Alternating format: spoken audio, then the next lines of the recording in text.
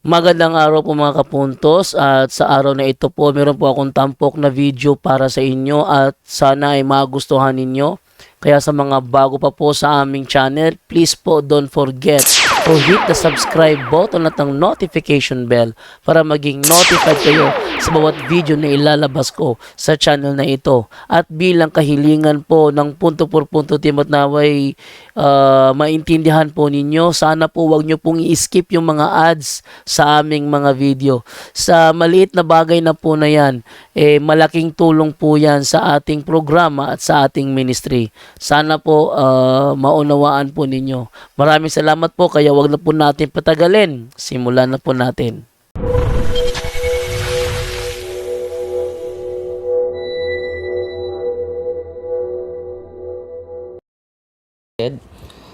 Magandang araw po, kumusta po? Ngayong araw na ito ay fiesta po sa Holy Family, no?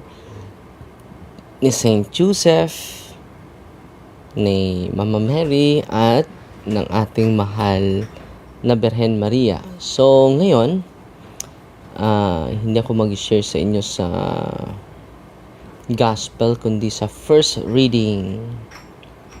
Ang magandang balita ko sa inyo ngayon, the Holy Family is extended to us. The Holy Family is extended to us, not only exclusive to Mama Mary, not only exclusive to Saint Joseph and Jesus, but it is inclusive. Take note, ha? It is inclusive family. Okay. Masasagot yan yung intro ko kung mababasa natin ang second reading po, no? Second reading is taken from the 1 John chapter 3. Sabi ni St. John, "See what singular love the Father has for us." Singular love, no? Hindi plural, but singular love. We are called children of God. Tingnan nyo. We are one family, not by blood, but by water. And we really are. This is why the world does not know us. So, ito ang rason bakit ang mundo hindi gusto sa atin, hindi tayo kilala sa mundo. But it did not know Him. Hindi nila alam ang Diyos. No? Beloved, we are God's children, and what we shall be has not yet been shown. So, ano mangyari sa atin? Hindi pa natin nakikita. Yet, ito, ang ganda. Yet, He appears, when He appears in His glory. Ano mangyari? We know that we shall be like Him. Wow! Kung ang Diyos ay magpakita na siya sa kaluwalhatian, ano mangyari mga kapatid? We know that we shall be like Him. Maging katulad tayo ni Kristo. Kung si Kristo na ay babalik at magpakita sa kanyang kaluwalhatian. So, we share the family of Jesus. We become incorporated to. We are incorporated to the family of God, whom the church, which is the church. The church He established. Tayo po ay kabilang na sa pamilya ni Kristo. Kabahagi na po tayo sa pamilya ni Kristo. Because we are baptized in the name of the Father, and of the Son, and of the Holy Spirit. In those days, no, that we shall be like Him, for then we shall see Him as He is. So ngayon, hindi pa natin makikita si Kristo, pero matatanggap na natin siya through sacraments, di ba? through sacraments. Sa pagdating ng huling mga araw, kung magpakita na siya sa kanyang kaluwalhatian, no? We can see Him, no? Ito po ay damahin natin, no? We shall see Him as He is. Ano? We can see Him as He is. Ang ganda, no? Kung makakita ka sa yung idol, no? Grabe yung tuwa mo, no? Kagabi, may from New Zealand, kumukontak ni Brother Paul na gustong makipagkita sa akin. From Mindanao po sila. Kagabi pa po. At sabi nila, Father, many times I watch you in YouTube every day po. Araw-araw po nakikinig ako sa iyo, no? At nandito na kami, nakikita ka na namin. Alam mo, Father, tuwang-tuwa po ako nakikita kita, no? Tuwang-tuwa po ako. Galak na galak dahil hindi po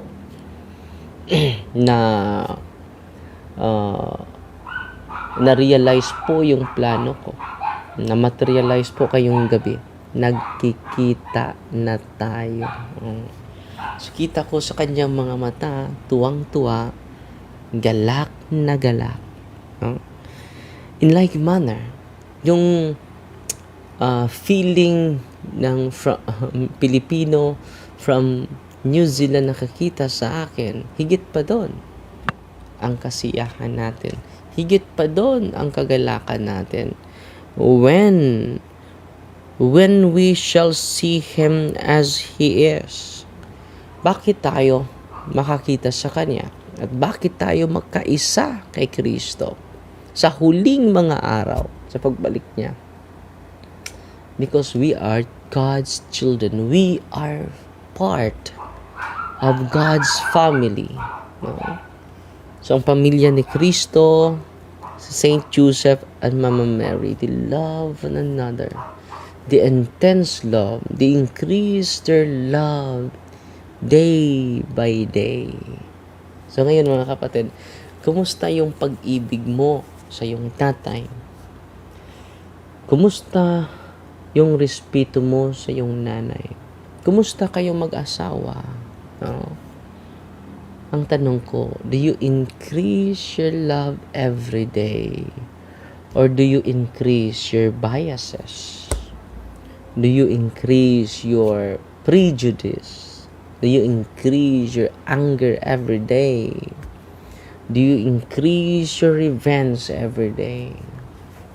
Do you increase your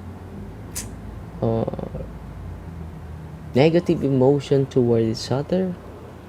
Ngayon ay sana po sa fiesta pong ito ay pagsisihan natin ang ating pagkukulang. Una sa Diyos, dahil siya yung Ama natin. We are one with the Father, the Son, and the Holy Spirit because they are in communion with one another. They are one. So gusto niya magkaisa din tayo.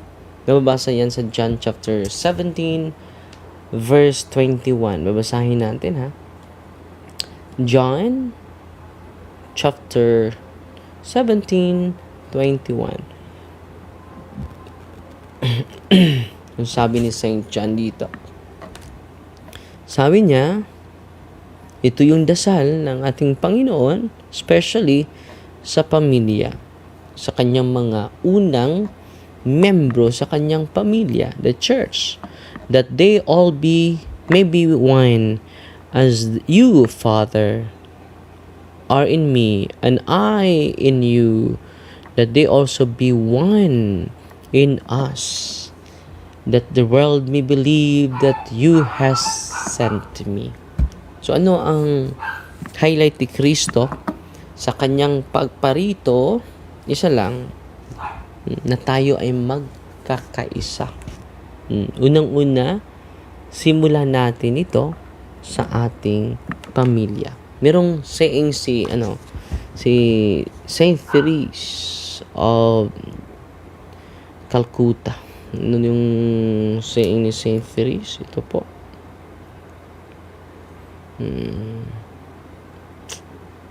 Saint Therese of Calcutta. Saint Mother Teresa. Saying on peace. Paano natin matanggap yung peace natin? No? Dito tayo mag-search sa ano. Ang ganda ng kanyang, it is all about family, mga kapatid. Kailangan natin ito eh.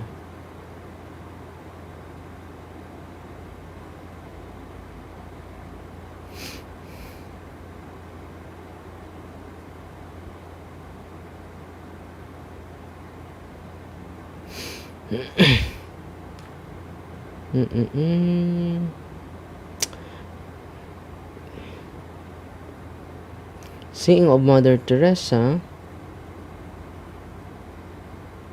on peace of family. Paano natin matanggap yung peace natin sa pamilya natin?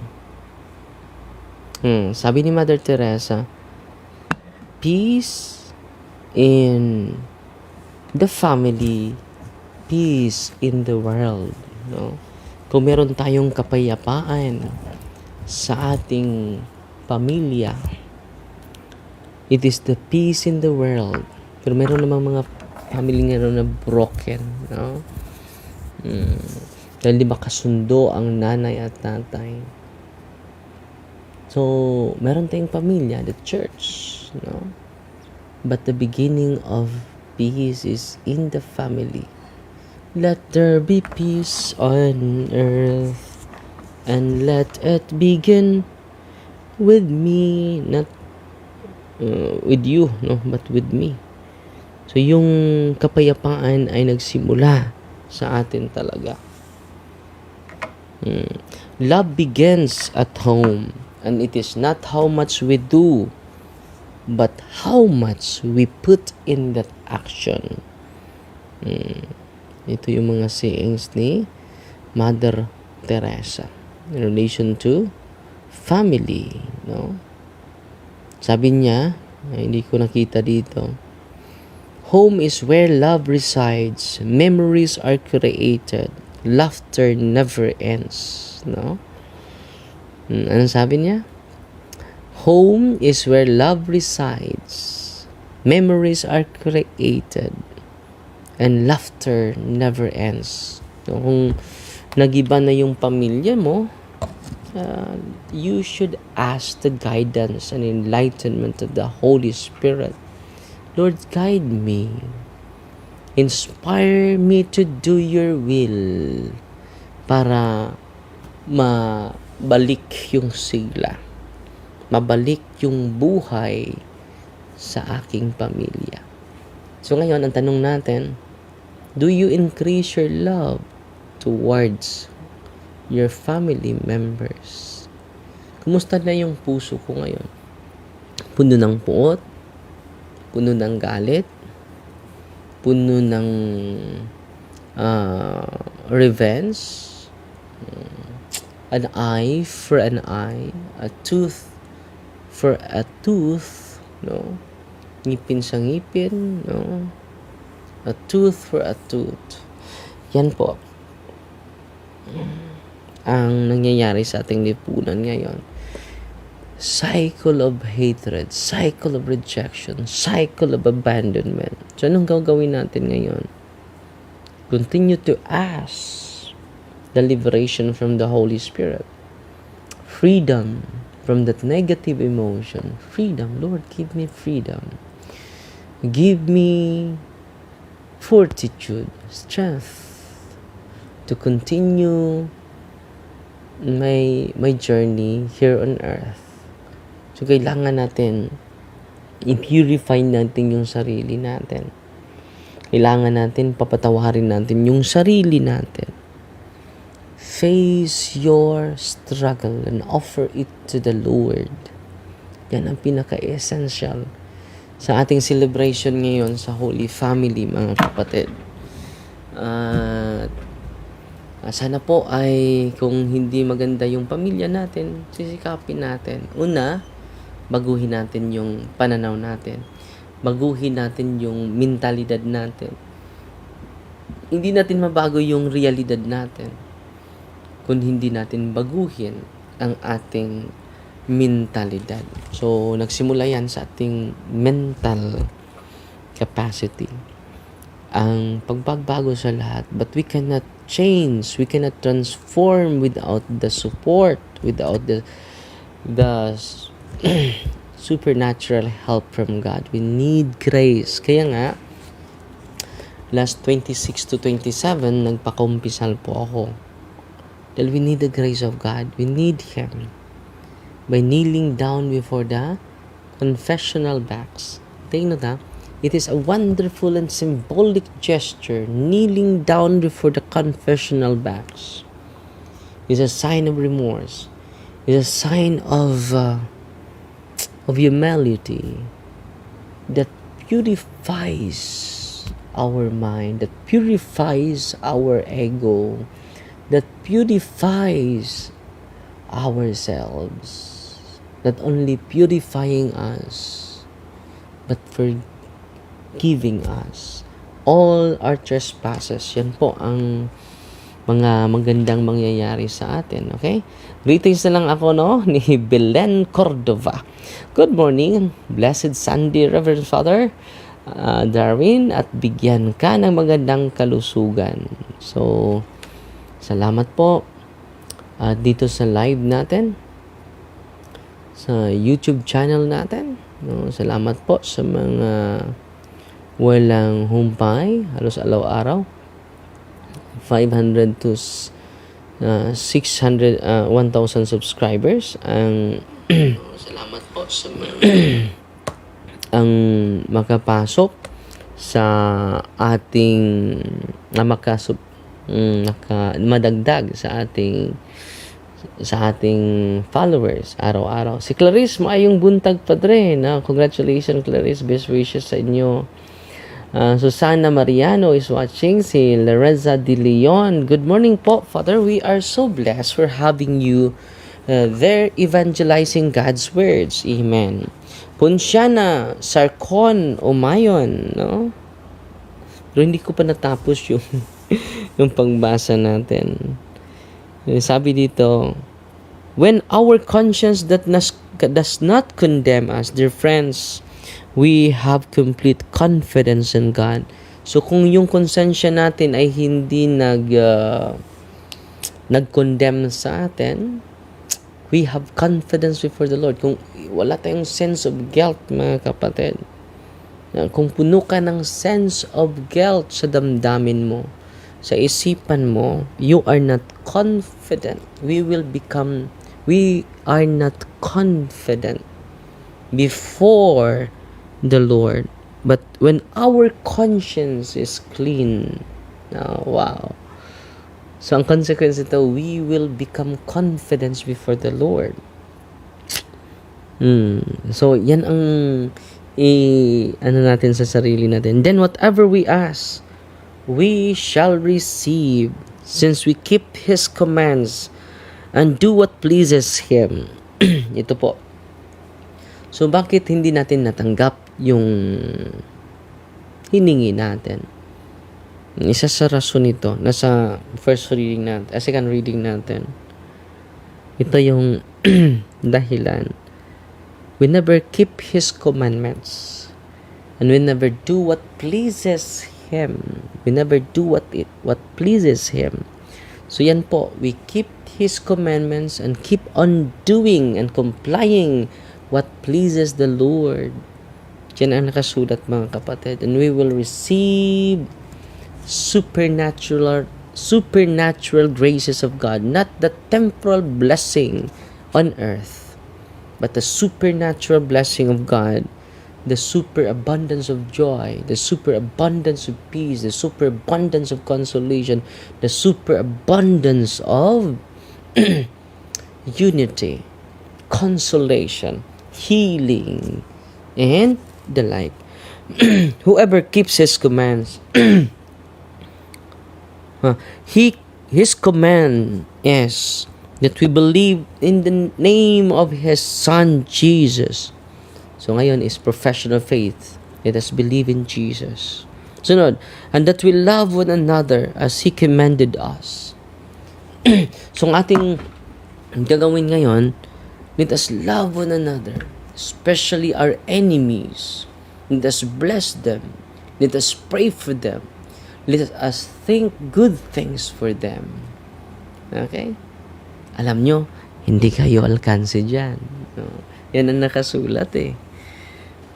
Alkansi ka kung mapuno tayo ng puot ngayong Pasko. Alkansi ka kung mapuno ka na ng negative emotion toward one another. Alkansi po tayo niyan. No? Huwag ka nang mamuhay na alkansi, mga kapatid. Whoever keeps His commands remains in God. So, yung mga taong namumuhay sa kautusan ng Diyos remains in God. And God in Him. Hindi lang tayo nananahan sa Diyos. Ang Diyos na po din ang nananahan sa atin. It is a superabundant joy, superabundant consolation, superabundant hope, superabundant faith, superabundant love. Yan ang gusto ng ating Panginoon. It is by the Spirit. It is by the Spirit God has given us that we know He lives in us. So, nandito ang Diyos na kailan? When we receive the Holy Communion, when we go to Holy Mass, because Holy Mass is heaven on earth. Ano ang Holy Mass? Heaven on earth. So, ngayon mga followers natin, magsamba tayo, ha? So, si Andrea Mercado, good morning, Father. Ask ko lang po, saan po makikita ang sacramental? Sa every ano po yan, January 4 po, basta open yung office natin. 1 to 2 po. Well, nagtutalk tayo sa office pero close pa yung office natin. So, open yung office natin January 4. Si Mabel, good morning, Father Darwin. You are a gift to us, Catholics.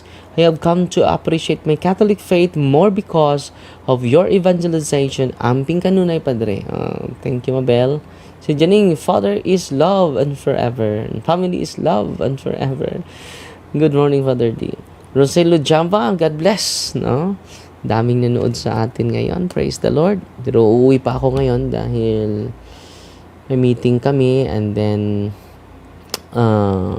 pupunta din tayo sa Hinupulan. Tayo po ang magsagawa ng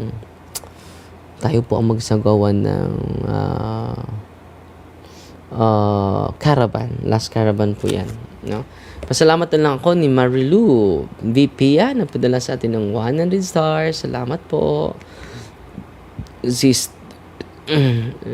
Scriber Crystal, 500 stars. Si Almera Bear, no? Naputol yung pangalan ni sister, no? Tingnan ko muna, ha?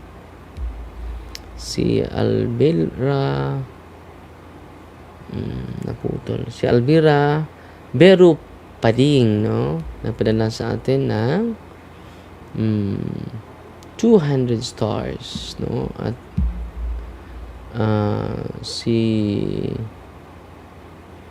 Lee Maril, no? Nagpadala ng 500 stars. Wow, salamat po.